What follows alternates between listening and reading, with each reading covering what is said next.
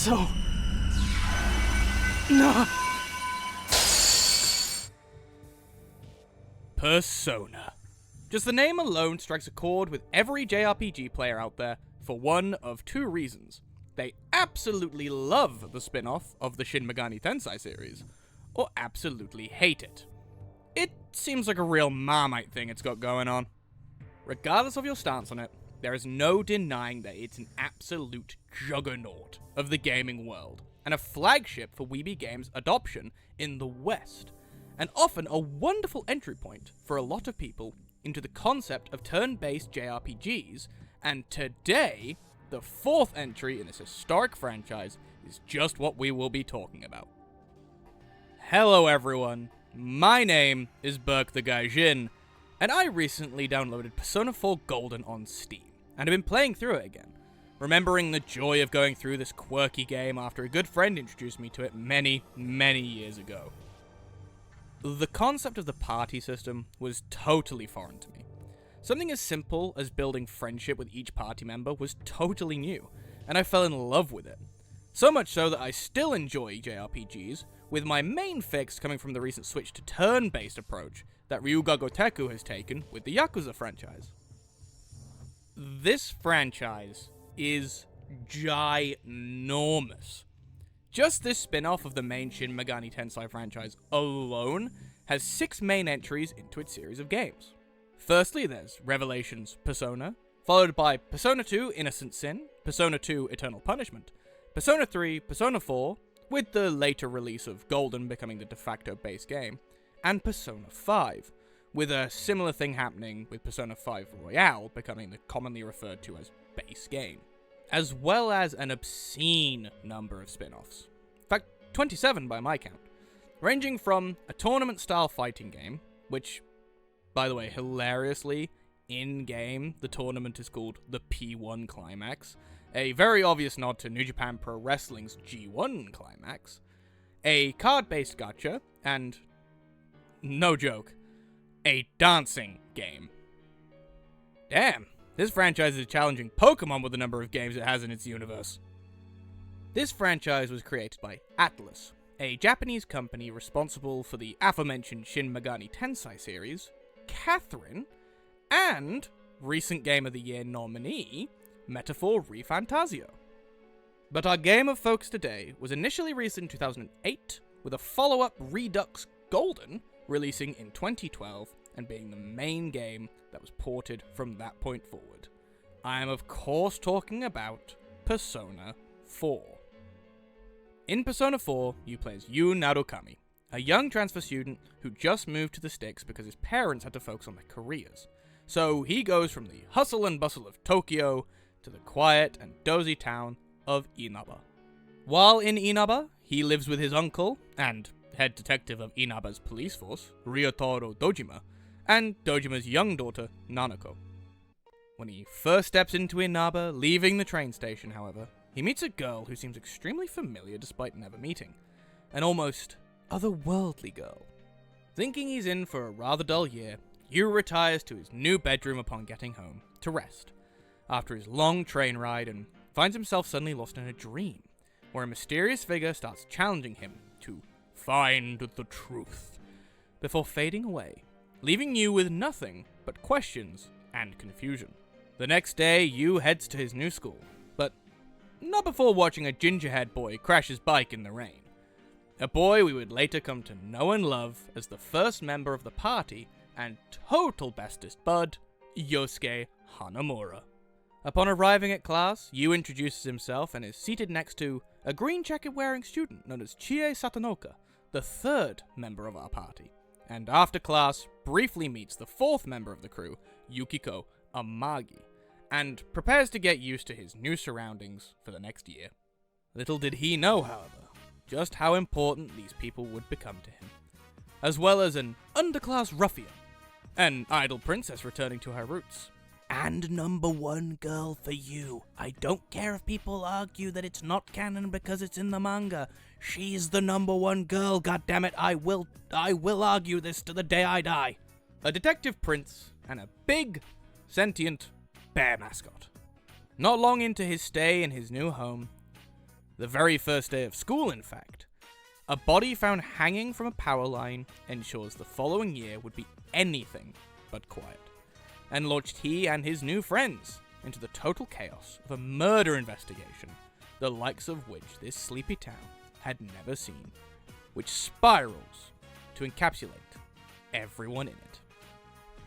Okay, whoa. I know, before anyone yells at me, but Berk, this is an anime review, not a game review. What on earth are you up to? Yes, you are correct. That title ain't clickbait. This is an anime review, and although I do personally very much enjoy the game, the thing I most love, as you may have noticed from my previous videos constantly bringing it up, is the anime. Specifically Persona 4, the animation. Not the golden animation for reasons I'll get into later.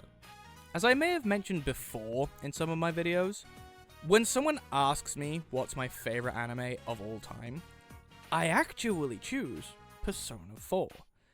And it's so much my favorite that I've actually been collecting the accompanying manga that goes along with it. That's how much I love the storytelling in this franchise. What's great about the anime is that the anime hits all the major story beats of the game, just cutting out all the infuriating dungeon grinding. Any of the schoolwork and boiling all of the side character relationships down to about 2 episodes of you going around town and really building up connection with everyone.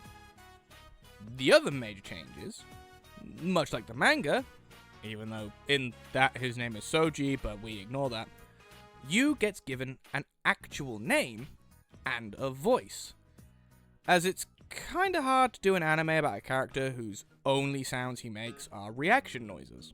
And that means I get to mention the man, the myth, the legend again. That's right, the voice actor for Yu Narukami and the titular detective turned main villain Adachi is in fact Johnny Young Bosch. This man is getting more appearances on this channel than me at this point. Speaking of Johnny Young Bosch, the cast in this show is obscene. Because it started out as a game, it actually got a lot of really talented voice actors who were able to reprise their role for the show. As I've mentioned, Johnny Young Bosch voices both Yu Narukami and Adachi Toru, Yuri Lowenthal voices Yosuke Hanamura, Erin Fitzgerald voices Chie Satanoka, Amanda Wynn Lee voices Yukiko Amagi, Troy Baker voices Kanji Tatsumi before Matt Mercer takes over the role later on the show. Yes, the conversation of them sounding identical goes all the way back then. Laura Bailey voices Rise Kujikawa, Mary Elizabeth McGlynn voices Naoto Shirogane, Sam Riegel voices Teddy, Karen Strassman voices Nanako, and JB Blank voices Ryotaro Dojima. To say this cast is star-studded is a dramatic understatement. And that voice acting is actually one of the main selling points of this show. Because this time it's an anime and not a game, the requirement to give information becomes a lot more loose and less cumbersome. And honestly, they inject a really good amount of entertainment and comedy into it. Let's just take a look at this scene discussing Yu being able to push his way into the TV, for example.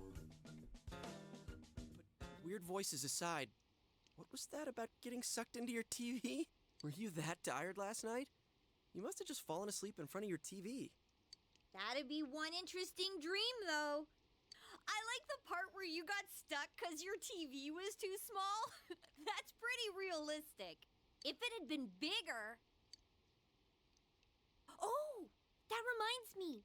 Our family's been talking about buying a bigger TV. Oh yeah? Well, flat-screen TVs are definitely in these days. Want to go check them out on the way back? We're beefing up our electronics department this month. Oh, definitely. My parents don't know anything about electronics, and I've just got to see my kung fu movies on the big screen. We've got some pretty big ones in stock. I bet they'd be big enough for you to fit into.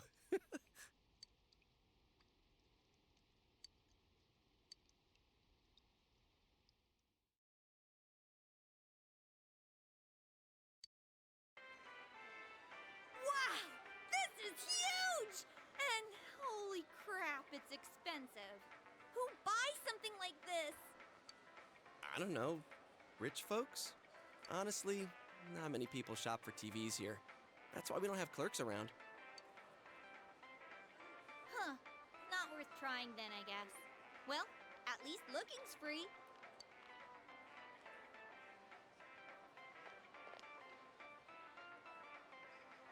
Nope, can't get in.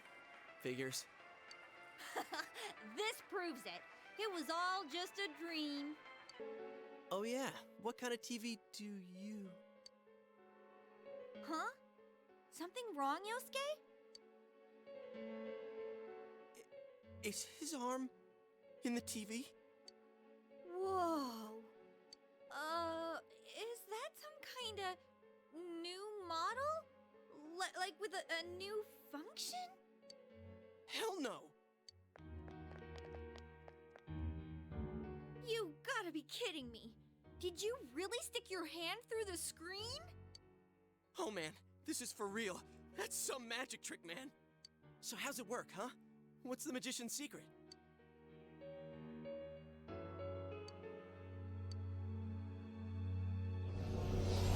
Hey, don't do that! What are you doing? You see how it's a little stiff and clunky?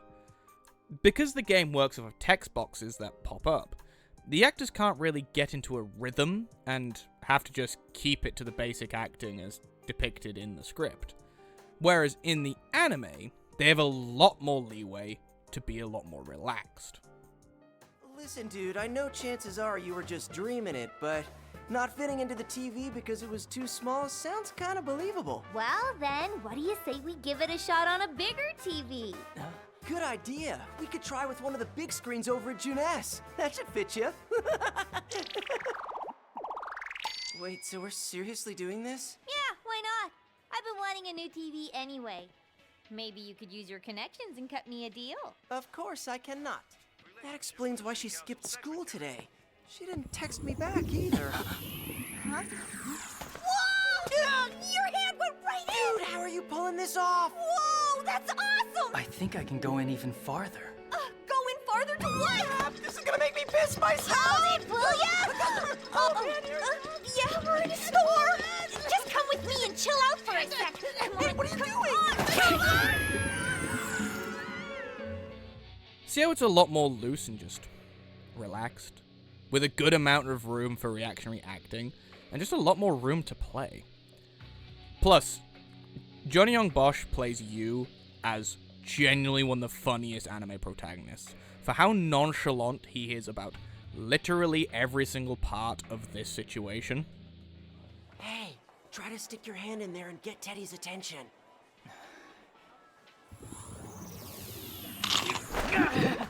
Dude, what just happened? Something bit me. Whoa! And it left teeth marks too! Are you okay? I might be dying. No, you're not. I've got a delivery here for you. Great, thank you.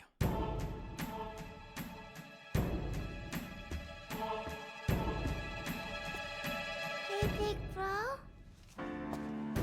I'm off. Yu Norokami disappears into the light, but this blazing summer vacation of his is far from over. And don't even get me started on the absolute gem of acting Matt Mercer and Troy Baker bring to Kanji.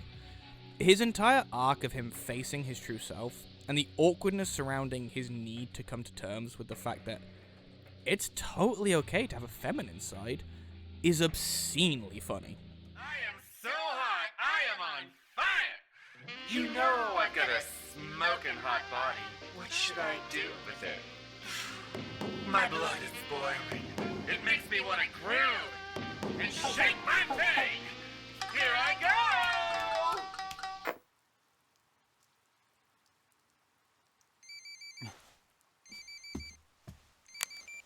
Hey, you see that? I did. So then you saw... I saw it all. Want a copy? No. This is such a well-acted show, and genuinely has some amazing visuals. And it shocks me that realistically, not a huge amount of people even know this show has one anime, much less two anime adaptations, and haven't watched either of them at this point. The show does a really, really good job of showing the group grow. From you having absolutely nobody when he first arrives, to him having such a close group of friends that after finishing high school, he actually returns to Inaba to be with them. And his one true love Rise, I swear I will die on this hill, no one will tell me otherwise, she is best girl and she is #1 girl for Narukami. The show does an excellent job showing this connection grow. From the camping trip to the King's game, the way they show each character interact and talk is just perfect. The focus on accepting your dark aspects and making your weaknesses your strengths is an incredibly uplifting tale. And it's actually why I go back every year or so to rewatch the show that made me realize just how amazing this kind of anime was. And makes me want to live in some small town in Japan. Even though I think I wouldn't last 2 seconds before losing my mind from loneliness. Unfortunately, it does share the same issue as the game, that being that the shock twists generally make little to no sense. The reveal of Adachi being the main bad guy still feels weird, and the fact that the gas station attendant you meet at the very start of the game for all of 5 minutes is actually a huge part of the story is weird. And that they're actually revealed to be Izanami, the partner persona to use Izanagi, he has used the entire time, who just kind of started this whole fog and murder show because they were bored? I guess? I don't know. They don't explain it particularly well. And the conclusion of her trying to convince you to join her side, stay in Inaba, and continue this cycle of fog and death forever, with you then actually having to actually face his shadow, that up to this point had not been mentioned once, because his persona's the fool, so he didn't really need to face himself. It all just feels super rushed. A classic issue of an anime having to wrap up too quickly to provide actually good answers, unfortunately. The show does have a sister show as well, called Persona 4 The Golden Animation, that actually puts a lot more focus on the Redux' additions. A character I've yet to mention is actually a pretty key part of it too. See, in Persona 4 Golden, as well as the Velvet Room attendants Igor and Margaret, there's actually a third denizen, known as Marie, who lives there. In the game, she's the girl you meet at the very start, and as you play, you create the Aeon social link with her, but she doesn't actually exist in the real world until the Velvet Room is created. But I'm not really sure why the two different versions of the show exist, to tell you the truth. Both cover basically the same ground. The Golden anime is a bit more true to the gameplay, and reads more like the game, but yeah, I don't know why Atlus felt they needed to make both. The original animation came out just before Golden dropped as a way to get people back into the story of Persona 4, I think. So, it makes sense, but the Golden animation dropped in 2014, about 2 years after Golden released, and really does read as a playthrough of the Redux without any gameplay, including all the side activities such as the scooter offers in the game. My best guess is that the initial anime release brought a lot of fans back to the game in Japan, so Atlus decided to make another anime more focused around Golden's additions to feed that desire. Because both shows are accurate to their source material. Persona 4 the animation is very accurate to Persona 4 the game that was released in 2008. And Persona 4 the Golden animation is very accurate to Persona 4 Golden that released in 2012. So I think it's just more a case of they wanted to do both to give both stories, even though they're the same story. So, long story short, they cover the same ground, and cover the gameplay from their respective titles really, really well, but are two different anime ultimately. And yes, if you're wondering, I am trying to give Austin Powers Gold Member a run for its money for the amount of times I can write gold into one script, it would appear. Hi! So, editing Berk here. Yeah, so, it's been a while since I watched Persona 4, the Golden Animation, and evidently I was getting things a bit mixed up in my head. I forgot how Golden works, and how Golden is more so almost like New Game Plus of the anime. It doesn't add to the scenes you already know necessarily, except for the first fight, and they also tell that out of order. Like, you just never meet Saki in this version of the anime, so it kind of makes the whole stakes of finding that, I don't know, it messes things up. But effectively, it is New Game Plus, but for the anime. So it just adds in all the scenes that were missing that were included in Golden, because when the anime initially came out, it was going off of Persona 4, and then, so it's telling the story of Persona 4, and then Golden was released, and then this is adding the extra bits that Golden added in. And yes, that's some more Goldens and Golds to add to the tally. But yeah, just wanted to jump in and say that, because, yeah, evidently I was an idiot and couldn't remember. So I happened to watch it recently, and yeah, I forgot how bland and like lifeless they make you in it. Like his responses aren't at all what I am used to from you.